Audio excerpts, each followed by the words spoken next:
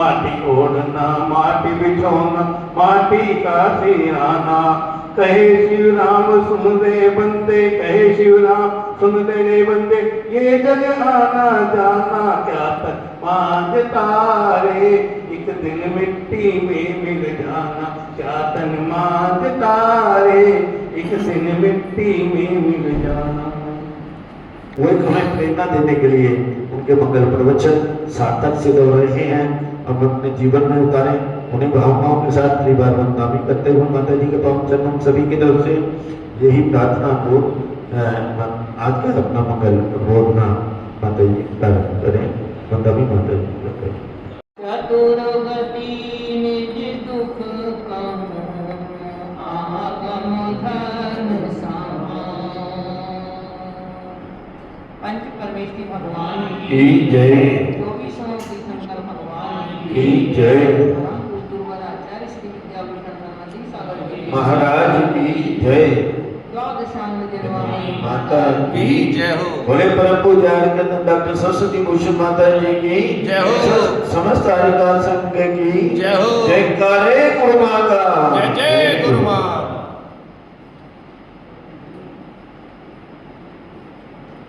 धर्म स्नेही बंधु, प्रकरण चारों गतियों के दुखों का चल रहा है। हम कहते हैं हमारा सामायिक में मन नहीं लगता। यदि हम सामायिक के समय यही चिंतन करें, इन चारों गतियों के दुखों को हम सोचें कि मेरा इतिहास क्या था, मैं कहां कहां से आया हुआ हूं, मैं निगोद पर्याय में था, तब उस समय में एक श्वास में 18 बार जन्म मरण कर रहा था। वहां से चलकर किसी पुण्य के योग से मैं 2 इंद्रिय आदि पर्यायों में आया, उससे पूर्व स्थावर पर्यायों में आया। वहां क्या क्या कष्ट मैंने झेले, इनका स्मरण करते हुए यदि हम अपनी चिंतन धारा को आगे बढ़ाएं और उसके बाद में क्रम क्रम से नित्यंत जीवों के दुखों को देखते हुए नरक गति में मैं पहुंच गया, वहां नरकों के दुख हमने क्या हुए, यह हमारे लिए चिंतन का और एक वैराग्य का बहुत बड़ा निमित्त बन सकता है। क्योंकि हमारा मन सामायिक में इसलिए नहीं लगता कि हम मन को खुला छोड़ देते हैं, अपना हम माला हाथ में ले लेते हैं, यहाँ बैठ जाते हैं और मन को हम छोड़ देते हैं। अब किसी बच्चे के लिए आप खाली छोड़ दोगे तो वह तो शैतानी करेगा ही करेगा। किसी बंदर के लिए यदि आप खाली छोड़ दोगे तो वह तो उछल कूद मचाएगा ही मचाएगा।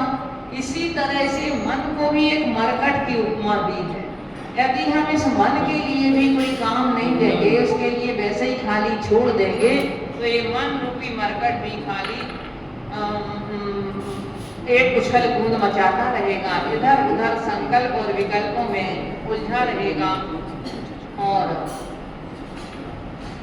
हम जाप करते रहेंगे, माला का मन का हमारे हाथ में रहेगा, किंतु हमारे मन का पता नहीं कहां घूम रहा होगा। तो जिस समय हम इसका चिंतन यदि करेंगे तो चिंतन में मन हमारे साथ रहेगा, और जब चिंतन में मन हमारे साथ रहेगा तो हम जैसा उससे कहेंगे जिधर ले जाएंगे वह उधर जाएगा।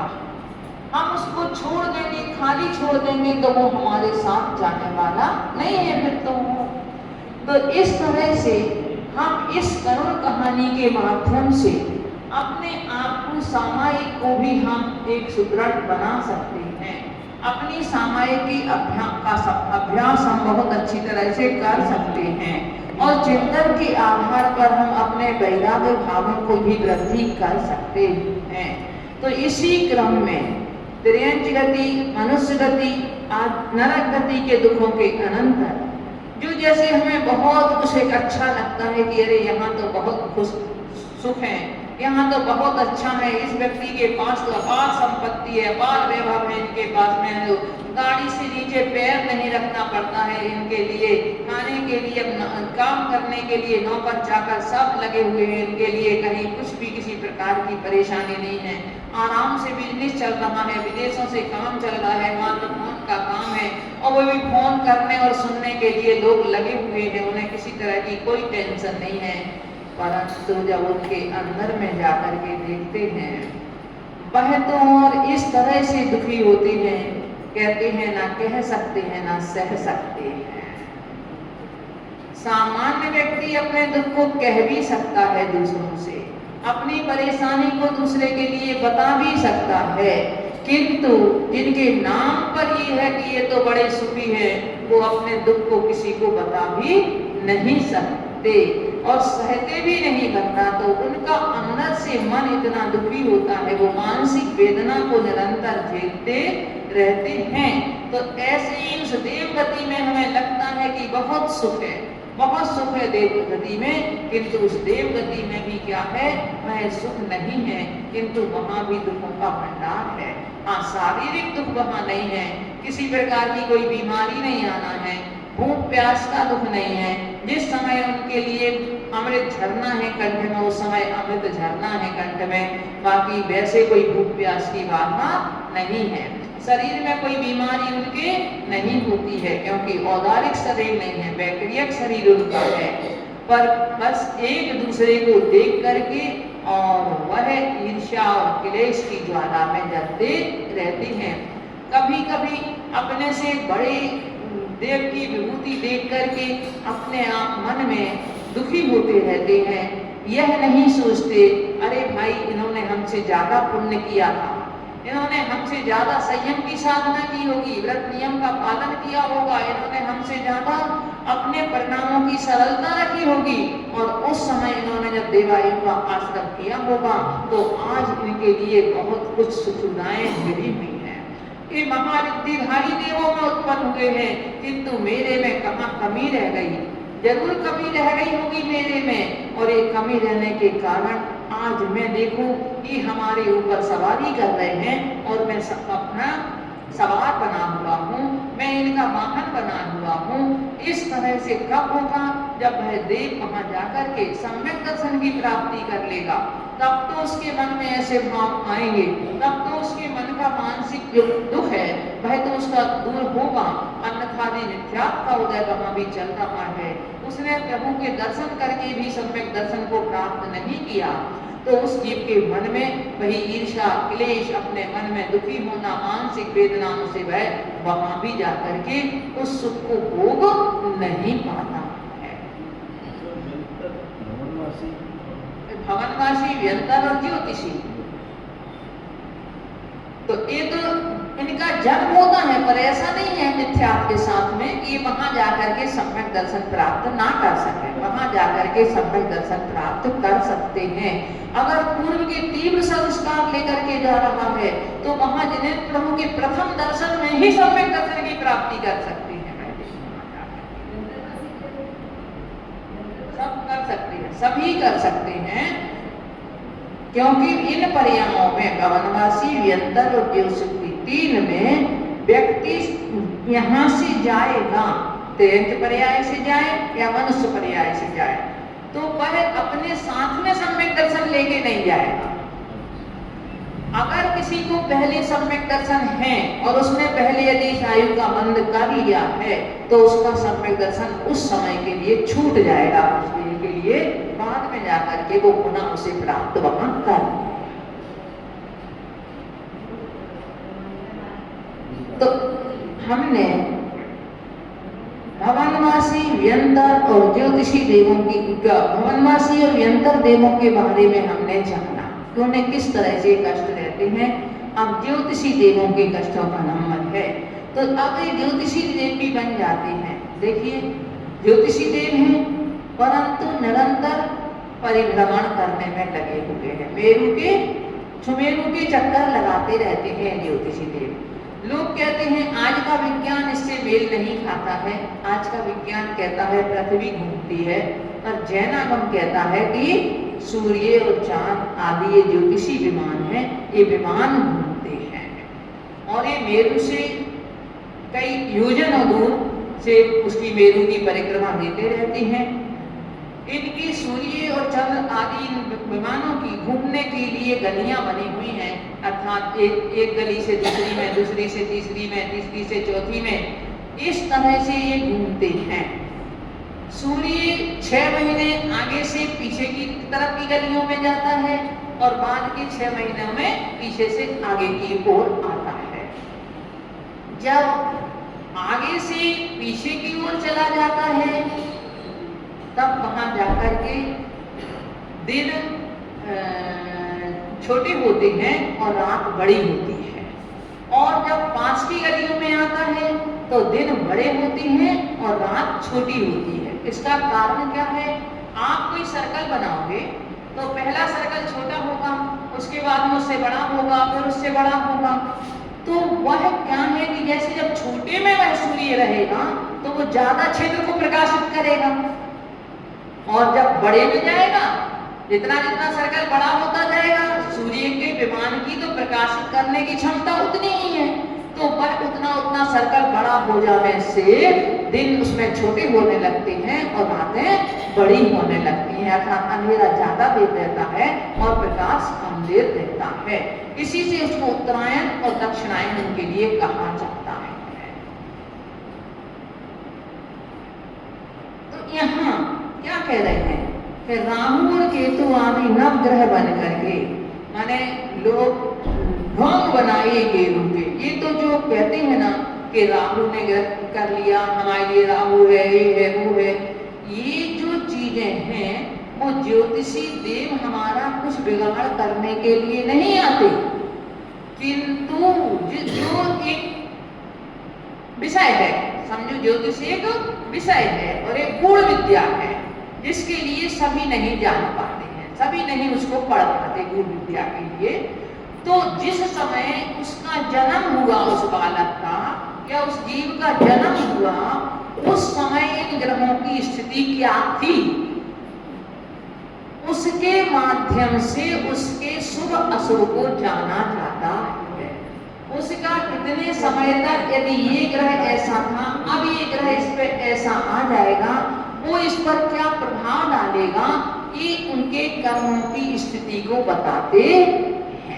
और हम क्या सोचते हैं कि राहु और केतु हमारे लिए या और हमारे ग्रह हैं वो ही शुभ अशुभ हो जाते हैं, वो हमारी कुंडली की अपेक्षा से हमारे लिए शुभ और अशुभ फल प्रदान करने वाले होते हैं, किंतु वह जो देव हैं वह किसी के लिए अच्छा और बुरा नहीं करते, ना उनके गेरू आलू से जो उनके रूप बना लेते हैं रूप, ऐसे उनके रूप हैं।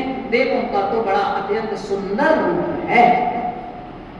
बोलिए माता जी, जो बच्चा वो जीव पैदा होता है तब उसका दोषी काम करता है, जब ग्रह में उसमें गर्भ में आता है तब जिस वो तो देखो उसी समय से हो जाए, पर हमें क्या मालूम गर्भ में कब आया, हमें तो नहीं मालूम ना। वैसे तो आयु उसकी उसी समय से प्रारंभ हो जाएगी, जिस समय से इस तन से छूट करके गया दूसरे तन की आयु वहीं से प्रारंभ हो जाएगी उसकी, क्योंकि जब तक गति के साथ में आयु कर्म का बंध नहीं किया तब तक जाएगा कहाँ जाएगा, तो पर कितनी देर के लिए जाएगा, कहाँ रुकेगा।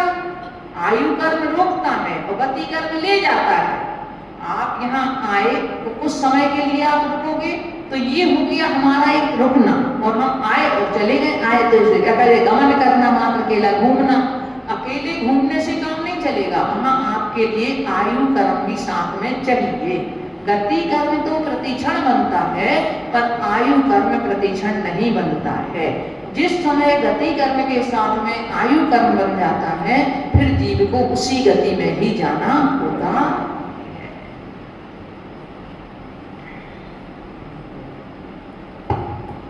शनि आदि ग्रह बनने पर भी और 109 नंबर पर 33 पेज पे 109 सनियादि ग्रह बनने पर भी किंचित पर कुछ नहीं किया। साध पूर्ण ज्योतिष पंडित ने नानक जग बदनाम किया। सम्यक दर्शन बिन देवों में सम्यक सौख्य नहीं पाया। विषय भोग की आसक्ति में अपना जीवन दफनाया। ये तो ज्योतिषी देवों के नाम लेकर के और समझ लो कि पंडितों का स्वार्थ पूरा हो रहा है। वह अनेकों और शनि में उनके लिए आप तेल दे दो, चढ़ा दो। अरे अपना तो शनि उतार लें कि तुम्हें घर का रोज रोज घर के दूसरों के दरवाजे पे भटकना पड़ता था। इस तरह से ये माने आदि ग्रह आदि बनने पर तो ग्रह कुछ नहीं करते, किंतु सही देखा जाए तो ये भी हमारी कर्म थेरेपी को बताती है कि आपका कर्म का उदय कब कैसा चलेगा, उसको बताते हैं। और किंतु उसको स्वार्थपूर्ण ज्योतिषी पंडित अपने अपनी तरीके से उसका व्याख्यान करके लोगों को भरमा देते हैं। एक बहुत अच्छे ज्योतिषी थे, मतलब बहुत अच्छा उनका ज्ञान था। तो फिर वो बता रहे थे कि लोग आज रत्नों का व्यापार आज बहुत अच्छे उस पर चल रहा है ना, और इससे इतने मतलब ठगा जा रहा है, इसके पीछे कुछ नहीं पूछो। उन्होंने बताया, बोले अगर जिस रत्न का जो कलर होता है, अगर उस कलर के कपड़े हमारे यदि मान लो अंडर गारमेंट्स हमारे हों तो वो भी हमारे ऊपर प्रभाव डालते हैं, हमें उन रत्नों की जरूरत ही नहीं, क्योंकि वो कलर आपके ऊपर उसका प्रभाव डालेगा।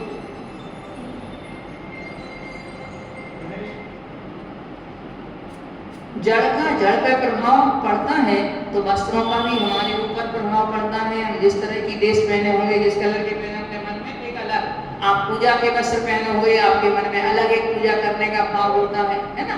आप सफेद वस्त्र पहने होंगे तो आपके मन में अलग लगेगा कि हाँ हम आज मतलब कुछ विशेष कार्य के लिए जा रहे हैं, अपने मन में प्रफुल्लता हुई। आप काले वाले वस्त्र पहने होंगे तो आपके मन में जैसे रूटीन में आपका चल रहा है तो आपका चल रहा है।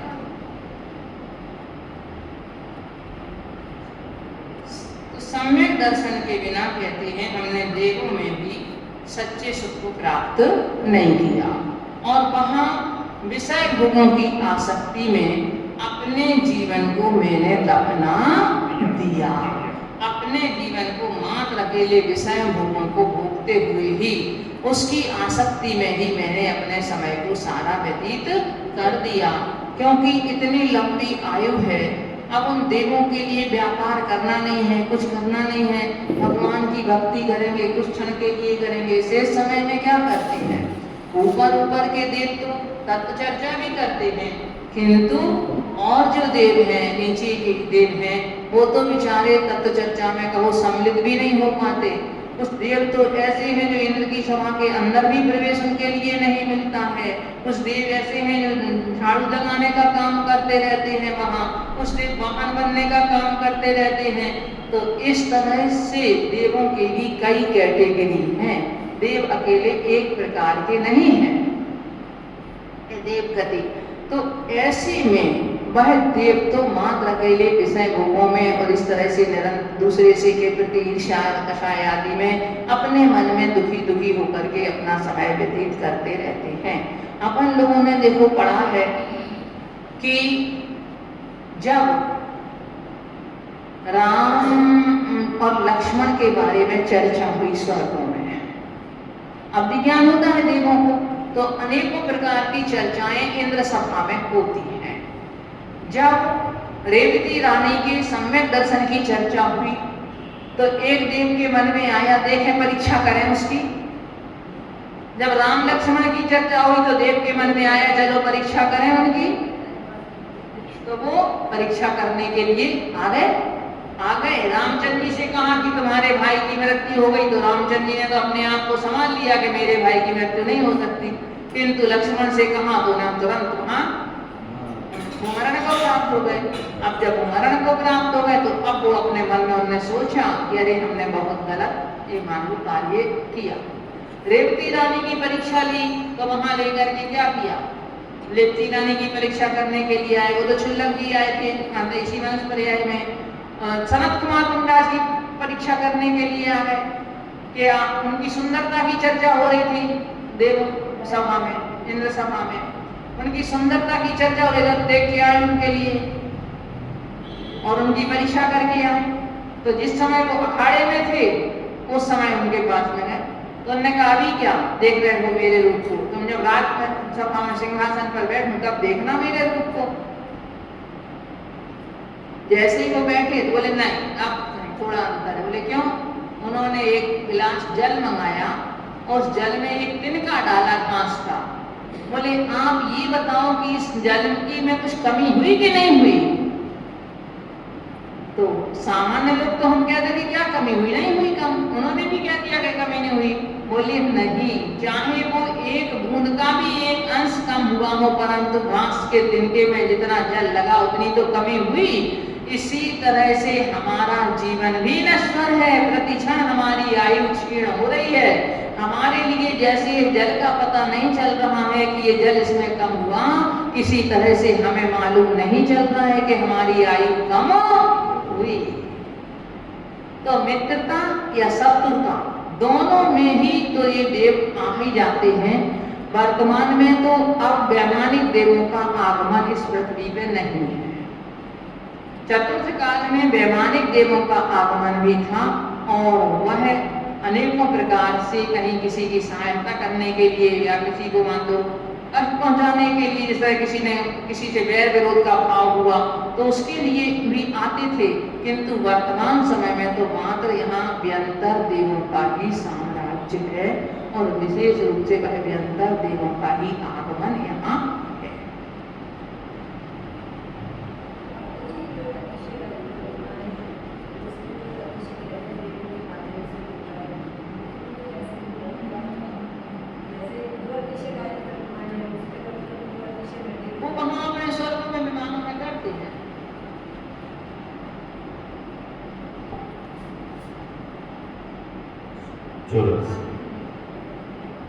चौरासी लख योनि जन्म मर चतुर्गति में दुख पाया, सतने से हो वस्तु तत्व जो उसको समझ नहीं पाया। सन्मति दिन उपदेश दिया इसको ये उतारूंगा, सच्चे सुख के हेतु सजग हूँ रत्नात्रय को धारूंगा। इस तरह से क्योंकि चारों गतियों के दुख पूरे हुए तो चार गति में उत्पत्ति स्थान कितने हैं? 84 लाख।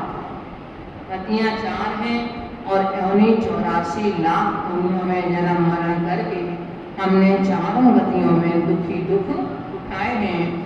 जो वास्तव में वस्तु स्वरूप था उसको हम समझ नहीं पाए। हम कभी दुख में कभी सुख में, इनको तो हम देखते रहे, है ना? कभी किसी पर्याय में कभी किसी पर्याय में, कहीं कभी सुख की देखे तो कभी दुख देखे, कहीं ज्यादा दुख देखे, सुख का नाम ही नहीं रहा। तो इसके कारण इसका क्या रहा कि हमने वास्तविक जो वस्तु तत्व है उसको नहीं समझा, वास्तविकता को हमने नहीं समझा। यथार्थता इसमें क्या है? क्योंकि अगर हम देखो दूसरों पे दोषारोपण करते हैं, दूसरों पे दोषारोपण करते हैं, देव हैं, देव भी लेकर के अपने से जो महारिद्धि वाली देव हैं उनसे प्रति ईर्ष्या करते हैं, परंतु ईर्ष्या तो उनका आज ये हो गया कि ईर्ष्या करने से उनके लिए और अशुभ कर्मों का आश्रय होगा। उनने भविष्य के लिए क्या कर लिया? अपने लिए और अशुभ का बीज बो लिया। हाँ, आप यहाँ अगर किसी के पास में पैसा है और उन पैसे वालों से आपके मन में ईर्ष्या होती है तो समझो आपको पैसे से उनके ईर्ष्या हुई तो आपने अपने जीवन में क्या किया? उस अशुभ कर्म का आश्रय कर लिया, है ना? और यदि आपने, अरे भाई पुण्य का उदय है उनका, उन्होंने कुछ इस तरह से किया होगा, पहले जन्म में दान दिया होगा, गरीबों की सेवा की होगी, अच्छे कार्य किए होंगे, संयम की साधना की होगी, व्रत नियम आदि का पालन किया होगा, इस कारण से आज उनके लिए सब प्रकार से वैभव उन्हें मिला हुआ है। ये तो हुई उसकी वास्तविकता, और उन्हें मिला और हम उनके प्रति ईर्ष्या कर रहे हैं, ये हुई हमारी असत्यता, वस्तु तत्व को सही नहीं समझ पाना। हम दूसरों को प्राय करके दोषारोपण करते रहते हैं, किंतु हम उस समय भूल जाते हैं कि अरे सामने वाले का विचारे का कोई दोष नहीं है, ये तो हमारे स्वयं के किए गए कर्म हैं। हमने स्वयं किसी के साथ ऐसा किया होगा, इसलिए आज मेरे साथ में हो रहा है, बेचारे उसकी क्या गलती। वो तो माध्यम है, वो तो अगर एक दृष्टि से देखो तो हमारा मित्र हो गया कि उसने हमारे अशुभ कर्म को निकालने में, उसकी निर्जरा करने में हमें साधक बना, हमें साधन बना, वो हमारे लिए निमित्त बना, वो हमारे अशुभ कर्म की निर्जरा करने में, किंतु हम तो सारा दोषारोपण उसके ऊपर कर देते हैं। ऐसे किसी भी क्षेत्र में हो, हम वस्तु तत्व को सही समझ नहीं पाते। इसीलिए कहा है कि हमारे लिए स्वाध्याय बहुत जरूरी है, हमें गुरुओं की वाणी सुनना बहुत जरूरी है, हमें गुरुओं का संपर्क में जाना बहुत जरूरी है। देखो क्या हुआ, अंजन चोर जैसा जो सप्त व्यसनी था, और सप्त व्यसनी होने के बाद में भी जैसे उसे तो धनंजय सेठ का मात्र सहयोग मिला और वह उनके चरणों में पहुंचा, और चरणों में पहुंचने के बाद में उसका कल्याण हो गया, उसी भव से मुक्त चला गया। ऐसे एक नहीं अनेक चोरों की चर्चा आई है, आचार्यों ने दृष्टांत दिए हैं अनेक चोरों के,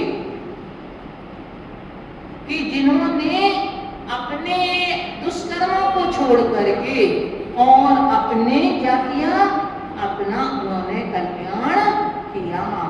एक जो देखो जो विद्युत चोर है उसकी भी चर्चा आती है, उसने तो अपने 500 शिष्यों के साथ में दीक्षा ली थी। जब रात को जीवनधर कुमार की चर्चा सुनी, चोरी करने के लिए गया था, किंतु जब रात में वैराग्य की चर्चा सुनी उनकी अपनी पत्नियों के साथ में, तो उसके मन में भी वैराग्य आ गया, और वह भी 500 शिष्यों के साथ में जाकर के वह मुनि बना, उनके ऊपर फिर उपसर्ग हुआ।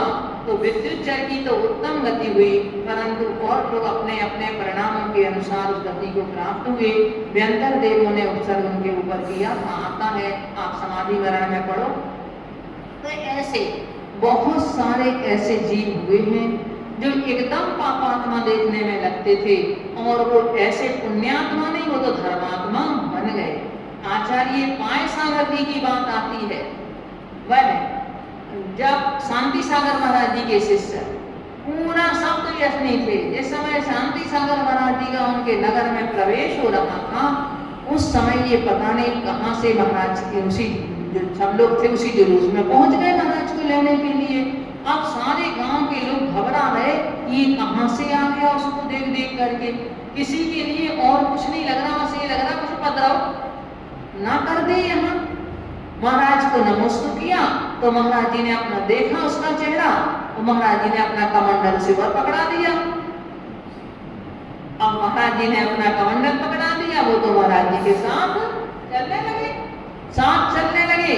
महाराज जी ने अपना धीरे धीरे अपना रास्ते में आ गए, वहां प्रवचन के लिए बैठे, तो महाराज जी ने उसे वहीं प्रवचन मंच पे बिठा दिया।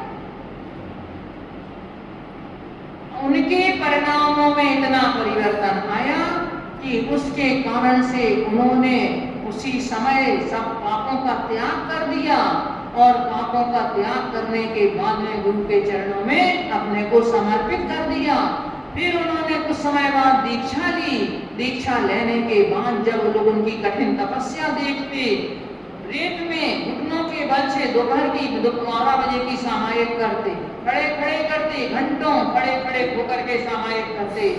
और तो लोगों ने कहा अरे आप तो इतनी कठिन तपस्या कर रहे हो।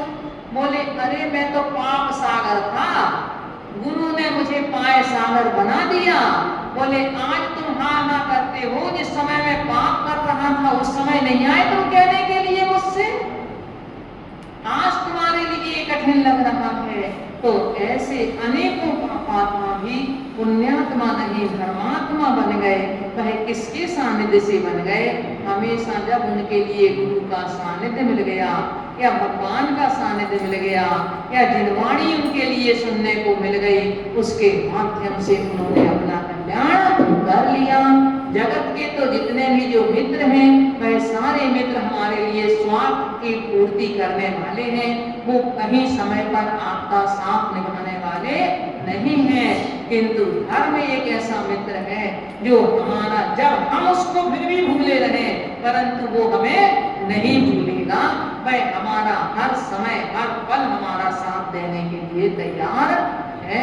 जितना जो कुछ भी हमें मिल रहा है, मिला है, मिलेगा, वह धर्म के प्रताप से ही मिलेगा। और जितना अभाव है वो पाप के फल से था और पाप के फल से है और पाप के परिणाम से आगे रहेगा। तो हम क्यों ना ऐसा करें कि अपने उस धर्म को ही अपना मित्र बना लें। तो ये समय हमारा ये चारों गतियों के जो बंधन है, चारों गतियों के जो दुख हैं, ये भी हमारे छूट जाएंगे।